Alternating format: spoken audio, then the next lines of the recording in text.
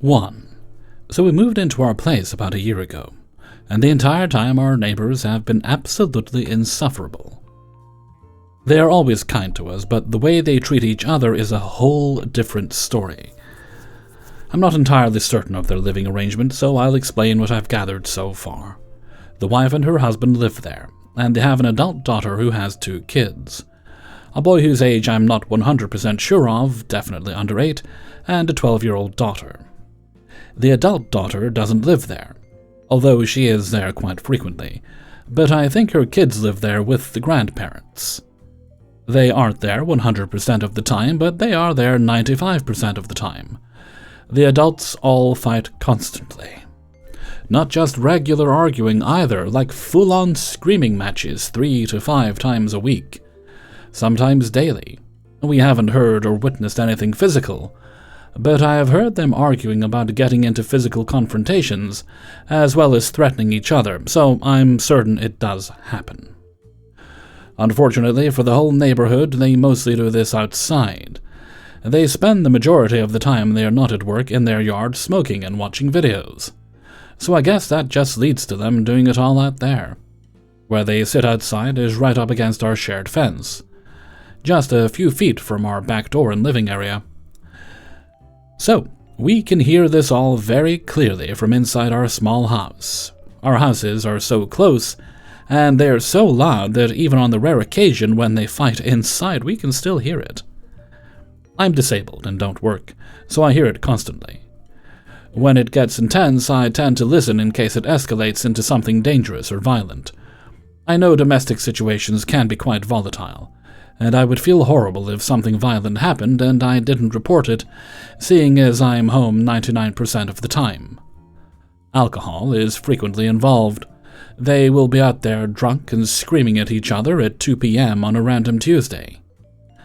The cops are there regularly, and they really don't do much.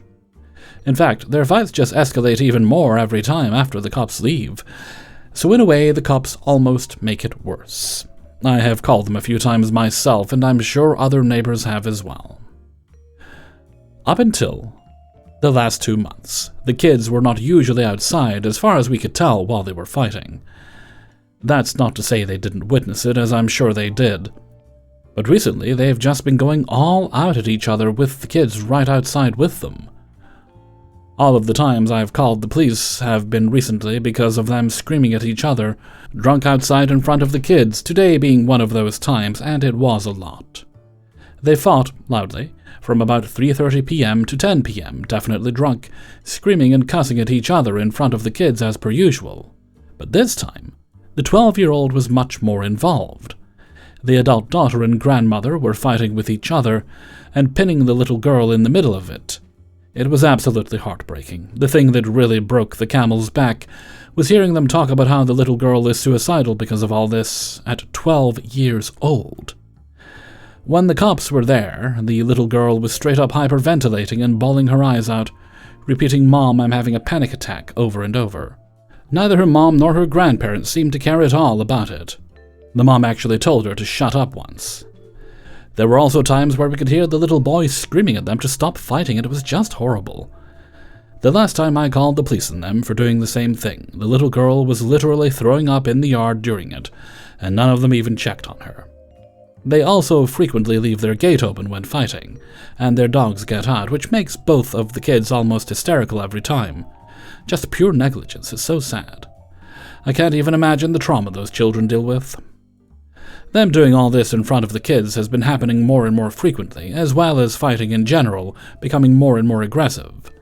My sister and I have been saying we truly wouldn't be in the least bit surprised if someone ends up dead or seriously injured from things turning violent. I just couldn't live with myself if something happened, and I didn't at least try to make a report. I will be doing so anonymously, as I'm not trying to have them at my door with their craziness. We can't move, so we're stuck here with them. I'm just really at my limit with their constant screaming and absolutely heartbroken for those kids. As far as their screaming, I know there isn't much I can do. The police are already there all the time, and we don't have the same landlord. It really sucks because my sister is a healthcare worker and works 10-hour night shifts on 8-day stretches. and frequently is only getting 4 to 6 hours sleep during the day because of how loud they are. I've contemplated talking to them about it.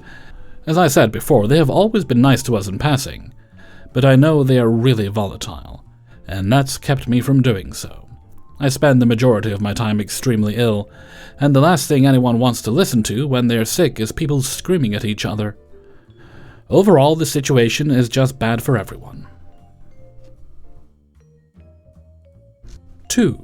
I live next to a woman, Dingle, in maybe her late 50s, in a relatively rough side of the city I'm in, and people can be quite territorial and aggressive due to, I'm sure, having to fight for what they've got in life. She's like that. I moved in here in 2021 and received help from my mum for a down payment. She also sold and did up houses for a living when she was younger. So I also wanted her opinion on the place before we went through with the sale. We met the Dingle during the process and exchanged pleasantries. She was nice enough, and I was pretty happy moving into somewhere next to an older person, as I am not much of a partier and like to keep a pretty peaceful household. I live in the UK, in an end terrace house with a vacant lot to the right of it. The space is about double the width of mine and others on the street are, so either side of me is her house and the vacant lot. When I first arrived, the lot was nothing but dirt, and I thought absolutely nothing more about it. Until a few months after I had moved in. I came home from work and a dump truck was moving about a ton of bark into the space with the guidance of Dingle. I said hello and went inside. Over the course of the following few months, more and more activities started, and it became apparent she was turning the space into a garden. I thought, great, what a lovely thing to do for the neighborhood, and even donated some of the plant beds I wasn't using toward the cause. Some neighbors on the other side of the lot also helped out by planting things, etc.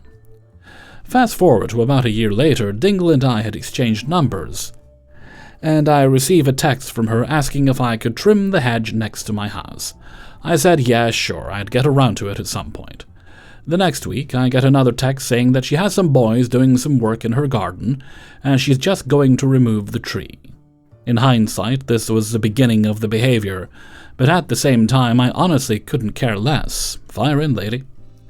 Time went on, and I started to notice less and less action from the neighbors next to the lot in the garden, and figured, oh, they've got kids and busy lives, and I'm just sure they don't have the time, but still Dingle continued. One day, I got a text saying they're going to be getting a digger into the garden at some point in the next week. Again, this was not my project. I have a high-stress demand job, and the activities of this lady were really not my concern, so I brushed it off and thought she was just letting me know. My sister and her boyfriend were going on a trip that week, and had left their car outside of my house as it was free parking, and during the week I got a text from Dingle extremely angry and aggressive, indicating I had purposely left a car there to stop her from getting in, and that she wasn't liable if the car was damaged. I internally called her a bitch and moved on. Small instances like this continued, where she started to encroach further and further into my life, and I started to think this could have been why the neighbors had stopped helping her, as she is an aggressive control freak. The most recent progression has been that she has built fences around the lot, splitting it in two with the cordoned-off area as the one butting the wall of my house, and has put a padlock on the gate, stopping me from being able to access the side. I have asked her for a key in case I need to access, and the sentiment has been, "What you need in my garden for?" She doesn't own this land, and has said she is attempting to squat for 10 years, which by Scots law means you can claim legal ownership of it.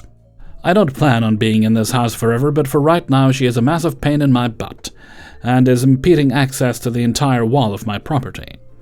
I don't want to get the council involved, as I know she's worked hard on this, and I don't want her to stop doing it. I just want her to stop being such a massive cockweasel every time I ask for help or some cooperation.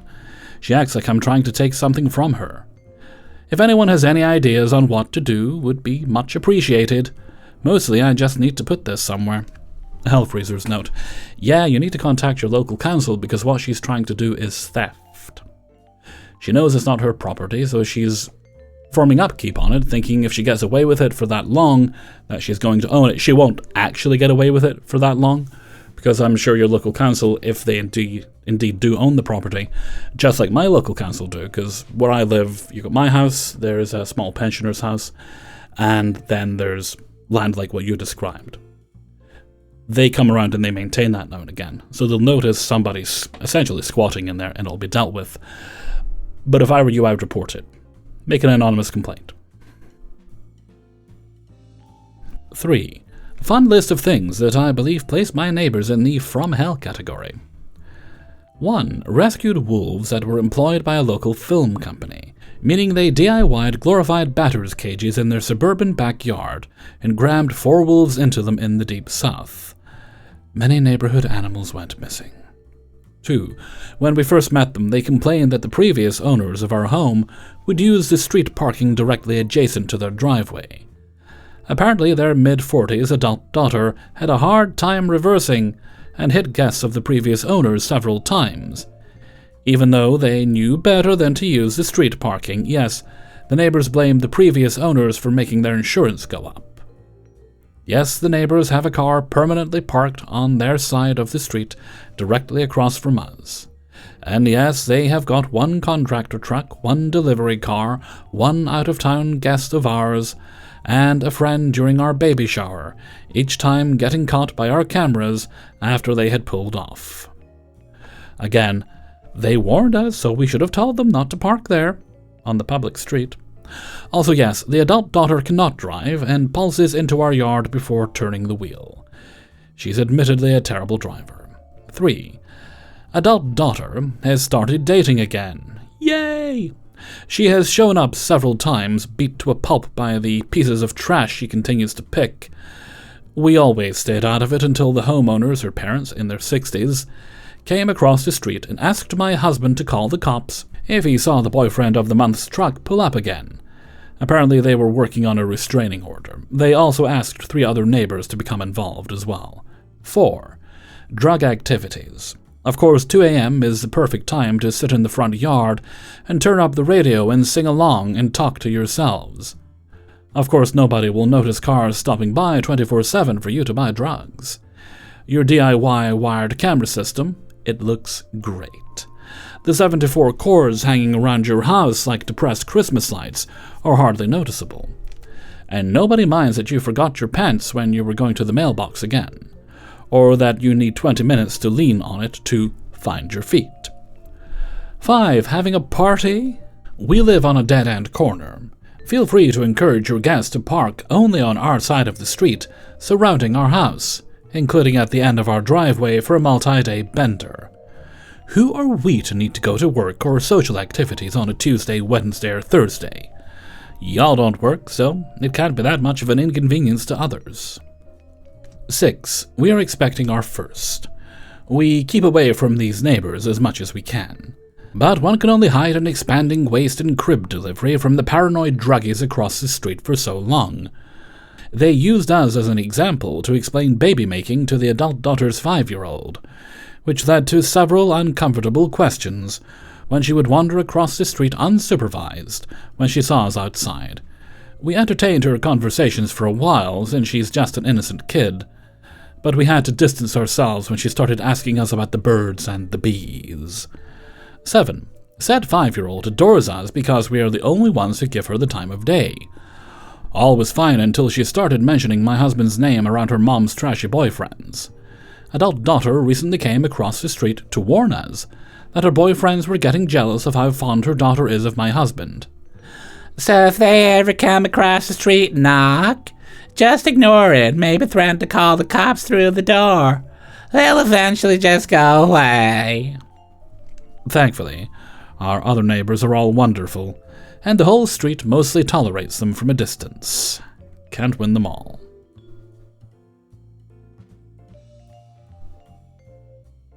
4. The context. My parents live in a pretty affluent part of town, which was historically a mining town. A very much standard British town, split between poor and rich, unfortunately. Parents are the kindest and intelligent people who always put others before them. Totally dedicated to their jobs as doctor and nurse, caring for other people and work high positions. Would never hurt a soul. Keep to themselves and just want a happy life. Their neighbors are almost the opposite characters, obsessed with wealth and status, but pretty unintelligent and have nothing better to think about. I know this seems rude, but I feel warranted in my feelings towards them. The wife is a hairdresser and had her own salon. The husband, God knows what he does, as he's always sat at home 24/7. However, I know his position is to oversee care for vulnerable children and young adults. During COVID, obvious businesses went bust. During this time, the neighbors converted their garage into a hairdresser's. For this, they needed permission from surrounding neighbors on the street. All agreed, so long as they sticked to the agreed rules. The council would review how the business went after a year and ask for agreement from all surrounding neighbors that the rules were met and residents were happy the business continued in a residential area. Well, guess what? They didn't stick to these rules, so my parents politely said, "No, sorry. We aren't happy that they are obviously working outside of the rules they were permitted to have the business." Since this small disagreement, the male neighbor has harassed, stalked, and caused mental scars towards all the females in my family, especially my mother. It's like he flipped mentally overnight with so much rage that was already built underneath. He consistently harassed my mother, myself, and sister daily like clockwork. What sort of harassment? Well, honestly, it sounds so stupid and nondescript. However, he harasses to the point he knows he is in his legal rights. As he is our neighbor, he plays up to this and doesn't directly do anything illegal. He knows when we leave the house and stands outside waiting. He parks his car on the street directly outside our house to purposely be able to constantly, all day, walk outside our house and stare through the windows. Watch what we are doing, make loud remarks, or sing. Yes, sing specific songs with lyrics directed at specific members of our household. All female, by the way. He never does anything in front of males. It is constant psychological torture. I dread leaving the house, and I dread seeing him. I go to work and dread seeing him all day long, despite being away from home. He knows our schedule for work, and has followed my mother all the way to her place of work purposely in his car. He makes remarks about my young sister. I feel that his wife is mentally gaslighted and abused by him, and he tells her how horrible we are as neighbors. She doesn't know he does this to us, and he chooses times to harass us when she is in her salon, working. Also, as soon as she goes out to socialize, he amps up the harassment towards us tenfold. In the beginning, my mom went over to her to speak woman to woman to ask if she was okay, and if they could fix it, as they used to be friends. She straight up said my mom was a liar. Their house has been up for sale for a year now. Part of me really believed that 1, the wife wants to leave, 2, is marked so obviously overpriced that he's done that on purpose so that it doesn't sell to rub it in our faces, and to also show his wife he pretends to care about her feelings of moving. This man has ruined our lives on a daily basis. I can't explain the mental damage he has caused to all of us, the years it has wasted. Unfortunately, I bet nothing will happen to him, and he will just continue to live in big, lovely houses and stalk the next women he comes across. I needed to vent. I can't legally get back at him as I have no technical evidence. What would you do? I hate this man with my soul. Edit. I mentioned about the affluent area at the beginning for a reason. Basically today, I was interviewed by the police as he reported me. I flipped him off as he had been harassing me even more than usual, as I was stuck in my house with COVID, and honestly just got too angry and flipped him off. Then the police are here. He has been harassing me for years, and the police come around as he reported something so minor. I used to live in the opposite side of town in a poor area and report crimes of drugs, fighting, weapons, and car crimes, with no police person ever coming. It was some weird, horrible status microcosm right before me. Hellfreezer's note. You say you can't report him, but today you learned a very valuable lesson. You can report this freak for any minor thing he does.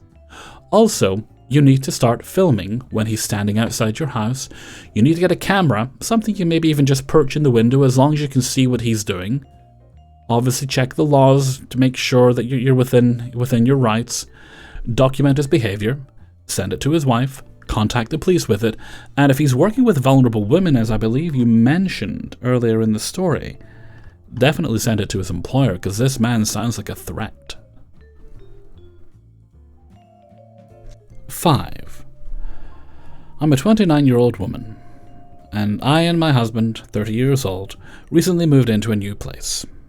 Our neighbors are a 30-ish woman and a 40-ish male. We don't talk to anyone and keep to ourselves, so the first interaction we had was when the neighbor woman dropped by on her own to see who had moved in next door. This is what she expressed to me when I answered the door. "Oh, hi, I just wanted to see who moved in." She then proceeded to ask me questions about myself. How old are you? You look too young to be a homeowner. Are you renting? I thought this was a for sale listing. Are you married? What do you do for work? And were you born here? And your parents? It just felt kind of rude. It felt like she was collecting information and knowledge about us. Because she only met me that day, my husband was not home. She showed up again on the weekend. This time my husband answered the door. She was much nicer to him, and because my husband reported such a different interaction to me, we watched it back on the doorbell camera footage, and I told him it was an obvious difference. She was laughing, touching his arm, not interrogating, having a conversation. She made a joke about how she will make sure to ask him to help her if she ever needs to do any heavy lifting. That was all fine.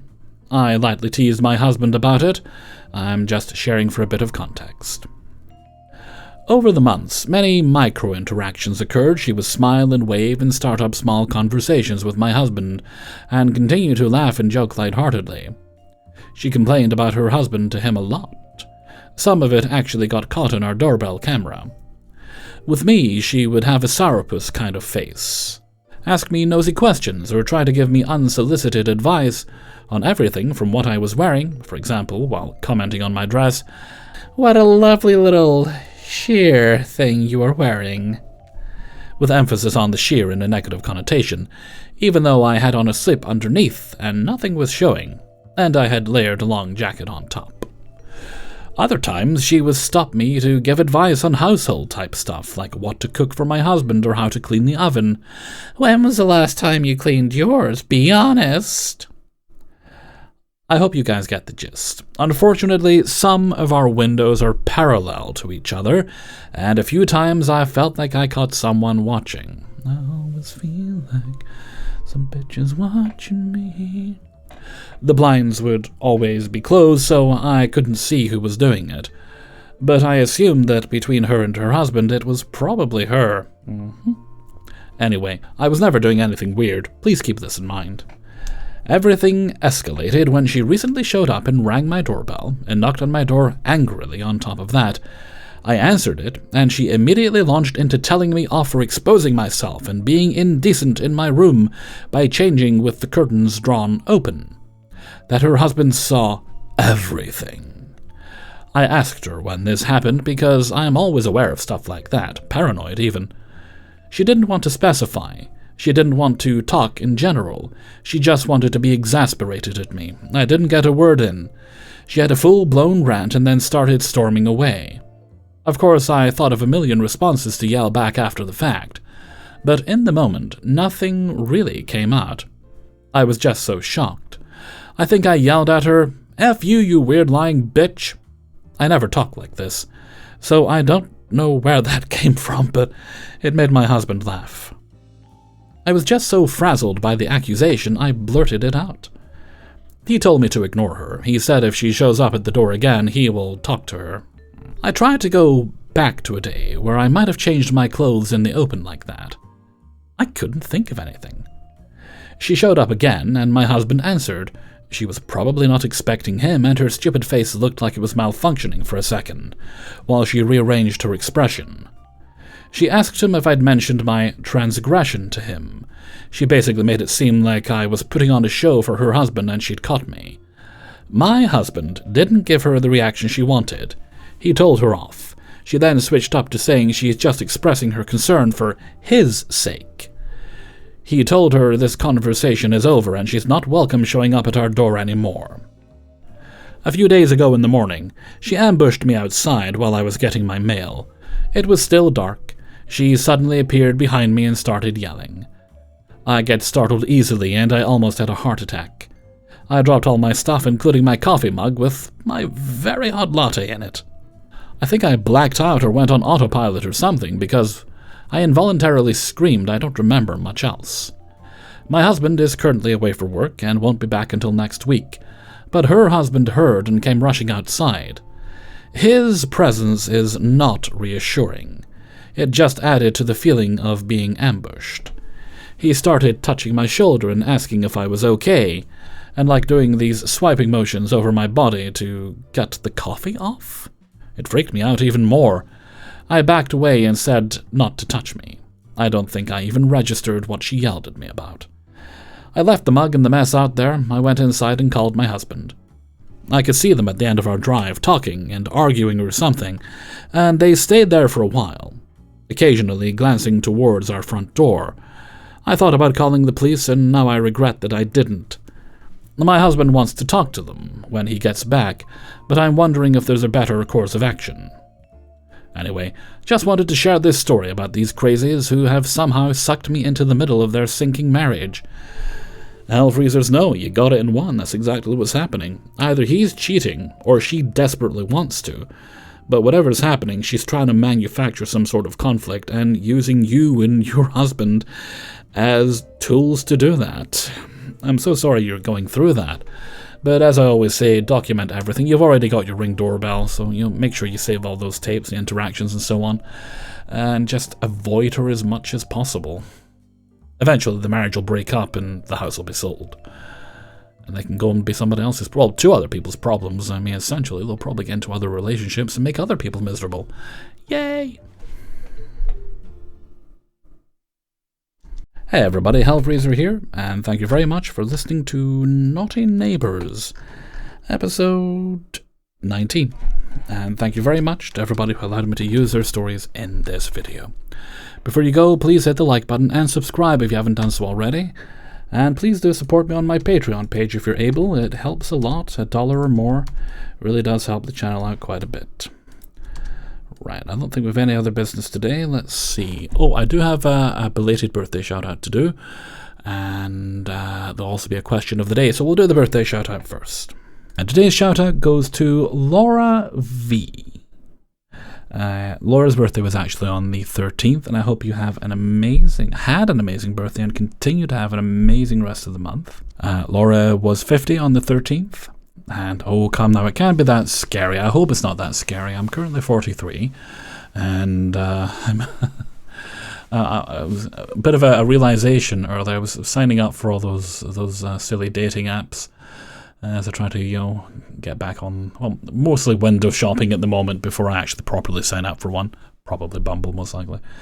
And I was realizing, oh, my age range is a lot different than it was the last time I looked at these things, because I gave up at one point.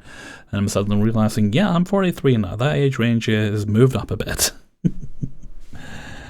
Anyway, before I go, I'd like to sing happy birthday. Happy birthday to you. Happy birthday to you. Happy birthday, dear Laura V. Happy birthday to you. And with that, I'm going to move on to the question of the day. And today's question is... This one's a little bit specific, but hopefully there's enough people interested to answer it. Who is your favourite Sherlock Holmes, or Sherlock Holmes coded character? Like House, for example, clearly Sherlock Holmes. Various characters from The Mentalist, Patrick Jane, clearly Sherlock Holmes, that kind of thing. For me, that's a tough one, because there's just been so many, but I'm going to say in the more modern era, I'm going to say it's Johnny Lee Miller, because he had a very interesting take on the character on the show Elementary, which I've been going through again recently. I never actually watched the final 2 seasons, so I'm up to the final 2.5 seasons, I just realised. I'm up to season 5 right now, with Nelson Ellis in it from True Blood, and I stopped watching... It's kind of weird the way your brain does things. I'd been watching it kind of week to week as it was airing, and then I learned that Nelson Ellis had passed away, and for some reason that just kind of put me off watching the rest of it, and I never went back to it for years. But now I've gone through all the early seasons. I'm back up to the point where Shinwell Johnson, aka Porky Johnson in the original stories, was introduced into it, and I'm going to continue watching from there. But that being said, I do like, I mean, Jeremy Brett, I own the Grenada TV series on DVD, and of course I really enjoyed, I think this was actually an interesting connection, I think the version in the 1950s, I also have the DVD of that, with Ronald Howard and Howard marrying Crawford. Ronald Howard played Holmes, Marion Crawford played Watson, did a very wonderful job on that. A bit antiquated in how some things are presented, as I recall, but still very enjoyable. I honestly don't think I've ever met a Sherlock Holmes I've disliked, but some I like much more than others. Like, I'll upset people here, I'm not a huge fan of the Benedict Cumberbatch show, although I liked Cumberbatch's performance. I thought the writing was a bit weak in it, which is saying something, because I usually enjoy the work of Stephen Moffat and Matt Gatiss quite a bit, but their Holmes wasn't so good. Let me know what you think in a comment below, and before we go, let's take a look at the answer of the day in a previous video. And today's answer comes from, we'll take this one from Revenge's Ice Cream 255, because the next Naughty Neighbours isn't uploaded at the time of recording this. And this was about home tasks that you just keep putting off. This one comes from Carrie Emberley Hamby. I live in a co-living arrangement, which is to say I rent a room in a home with other strangers, each renting their own room. We share a kitchen, among other things. Though I rarely see anybody else here, evidence of their presence is clear. The microwave has food splattered all over the inside of it. I recently began cleaning it a little bit before preparing each meal, and I've been cleaning it for days now. It's starting to look much nicer. It's obvious that I am the only one who has ever tried to clean it. Whenever I cook food in it, I cover my food so that the food caked to the ceiling of the microwave doesn't fall into my food. It also ensures that none of the splattered food is from my dishes. The ceiling is taking the longest to clean. I don't know who decided that the ceiling of a microwave oven has to have so many bumps all over it, but it makes it extra hard to clean, on top of having to contort myself into strange shapes to scrub it while being able to see where I'm scrubbing. I'm making visible progress, so I expect it should be spotless within a week. I know probably most people would just clean the whole thing in one session, but I'm foolishly hopeful that other residents will notice that it's being cleaned and feel guilty about it. They won't, but I hope nonetheless. Thank you very much for your answer, Carrie.